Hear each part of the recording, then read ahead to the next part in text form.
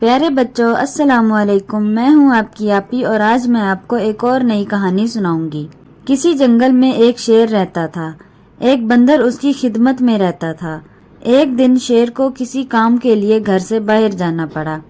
شیر نے بندر سے کہا، جب تک میں واپس آؤں گھر کی حفاظت کرنا اور کسی کو گھر میں داخل نہ ہونے دینا۔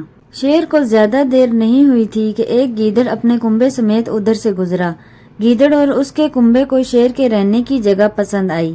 انہوں نے اسی جگہ رہنے کا ارادہ کیا۔ جب بندر نے یہ دیکھا تو فوراً درخت سے نیچے آیا اور کہا، خبردار، یہ جگہ شیر کی ہے، وہ ابھی واپس آ رہا ہے، تمہیں یہاں دیکھے گا تو پھاڑ کھائے گا۔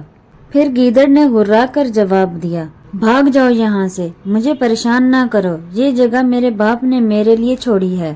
بندر یہ سن کر چپ ہو گیا اور دل میں کہنے لگا، اگر کوئی بات ہوئی تو شامت گیدڑ کی آئے گی، میرا کیا بگڑا ہے۔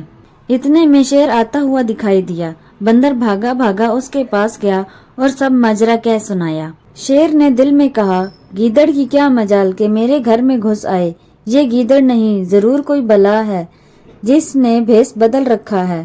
اتنے میں گیدڑ کے بچوں کے رونے کی آواز آئی اور گیدڑ گیدڑی باتیں کر رہے تھے۔ گیدڑ نے کہا، بچوں کو کیا ہوا؟ گیدڑی بولی، یہ شیر کا تازہ گوشت مانگ رہے ہیں۔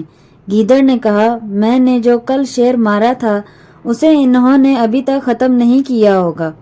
گیدڑی بولی، نہیں، مگر یہ باسی گوشت نہیں کھاتے۔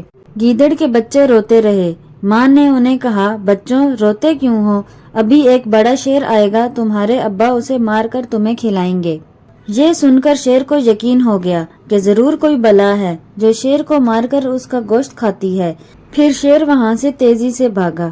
بندر اس کے پیچھے یہ کہتا ہوا دوڑا، جنگل کے بادشاہ، یہ کیا نادانی ہے، یہ گیدڑ ہی تو ہیں، آپ کو بے وقوف بنا رہے ہیں۔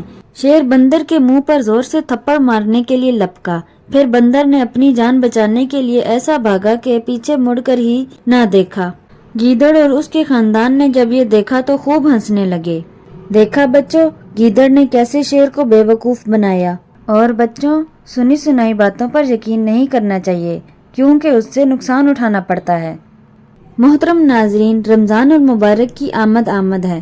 تمام دوستوں کو رمضان کریم کی بہت بہت مبارک ہو، اور جو بچے اس سال پہلا روزہ رکھیں گے ان کو بھی بہت بہت مبارک ہو۔ مجھے دعاؤں میں یاد رکھیں اور میرا چینل سبسکرائب کر دیں۔ اللہ حافظ۔